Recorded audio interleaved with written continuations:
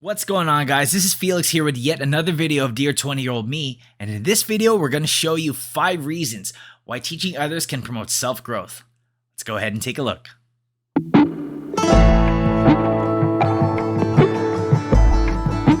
I want to start off the video by saying a few things about teachers, experts, and everything of the like. Sure, while there's more opportunities now to pursue a path of being a teacher to somebody else, while the barriers to entry to becoming a teacher or some form of instructor is a lot less harder than it used to be, especially now with the popularity and the dawn of online courses such as those that you find in Udemy or other places online, or even YouTube if you are resourceful enough. The truth is, to become a great teacher, it takes a lot of skill. Some of the greatest skills that come with being a great teacher all revolve around passion.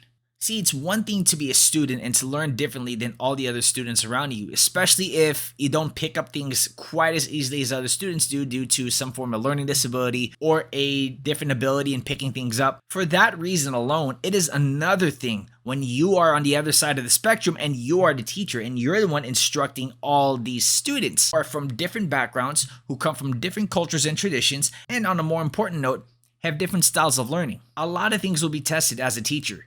Your ability to communicate with people, your patience, your ability to be positive and to be confident no matter what the obstacles will put in your way in order to help these individuals grow.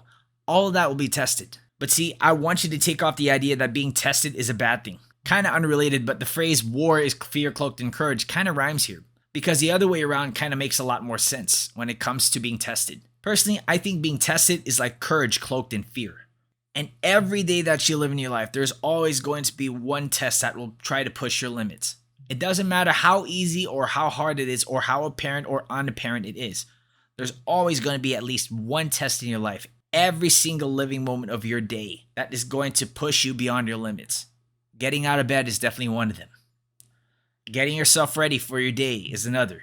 If you have a job and you have to commute to your job, that already in itself already poses a lot of tests. If you're hungry, that already posed a test for you. If you have to work while you're still hungry or while you're thirsty, that's already a huge test. If you have to deal with people who are more or less a lot more difficult than you realize, that's also a test. These little things in life already contain facets where we have to uncloak the courage which is covered in fear. And as I've detailed right here in this last video, achievement doesn't happen until you show up first. And so while as daunting as it seems like to be a teacher, it's really one of the easiest but most humbling of tasks that anybody could ever ask for in this lifetime. Some of the biggest rewarding prospects that come with being a teacher all revolve around self-growth. With that in mind, here are the 5 reasons that teaching can help promote your own self-growth. Number 1, teaching helps build your self-confidence. You know, it's been said over and over again, especially throughout life, and you may have heard this phrase before, that the more you do something, the better at it you become. When you first start teaching, in fact, when you first start doing anything in general, you probably start off with feelings of doubt and uncertainty. It's common. After all, this is your first time doing it.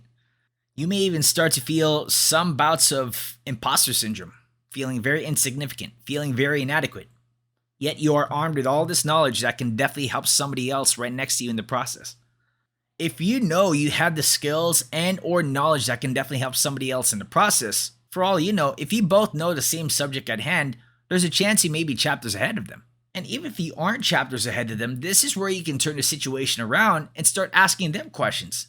See, the most rewarding thing about teaching is building that self-confidence, especially when you see other students that you are teaching fully grasp and understand the material and erase those thoughts of doubt and uncertainty that you probably once had. Especially if you happen to be that teacher who is very good at finding very unconventional, unorthodox ways to teach people who can't learn through orthodox or conventional methods. You see, one of the phrases that comes with being a teacher or just a leader in general is that in order to be a great leader, you must be a great follower.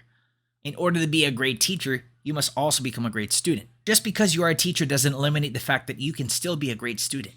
Who's to say that the person you are instructing can't teach you something valuable in return? You learn more about people and their experiences, and you learn how to become a better teacher just by learning about how other people function. When you learn from different students and you learn from who they are as a person and you get to know what makes them tick and what kind of strengths can you bring out of them. And after time and time again of experiencing teaching different students, that habit of creating unorthodox methods to teach pretty much anybody that anybody can understand will become a part of your own habits and these habits will become a part of who you are. Soon, everybody will know you as a person who brings out the very best in people.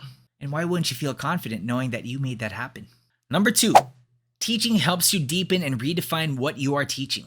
You see, everybody who is a teacher or an instructor, from the TikTok star who's making ridiculously delicious food for your viewing pleasure to the bona fide instructor or teacher from a prestigious university or an online course, all started out as novices. They all started out not knowing anything about the subject that they're teaching. The reason why you look up to these particular people is because they have become what's called subject matter experts. Subject matter expert is somebody who has a deep understanding of the material that they're teaching. You don't have to be an accomplished book whiz about everything that you're teaching. You could at least start teaching if you know for a fact that you are at least a couple chapters ahead of the general populace. But see, while daunting as it is to be a subject matter expert, it's not necessarily hard if you're extremely passionate about it. Remember, everyone else can go ahead and teach a subject out there, but no one else can teach it just like you can. There's more than one way to cook an egg. There's more than one way to cook a fish. But the reason why there are so many chefs who are teaching people how to cook an egg or a fish is because they have their own spin at cooking an egg or a fish. Like I said before, the best teachers are also the best students. They continuously learn the subject material that they're teaching the students. And in the process of them continuously learning the nuances that make that subject great, they continue to pass that knowledge onto their students and perhaps build much better courses in the future. On that note, here's point number 3. Teaching helps you build your credibility. You see, as you go through your bouts of watching other students successfully understand the material you are teaching them, you end up gaining that confidence. And that confidence builds up as you develop your own expertise into the subject at hand. When you finally get to that point where you are beyond competent and you can definitely qualify yourself as an expert, what you're teaching essentially becomes a part of you. It essentially becomes as easy as every natural part of your living being.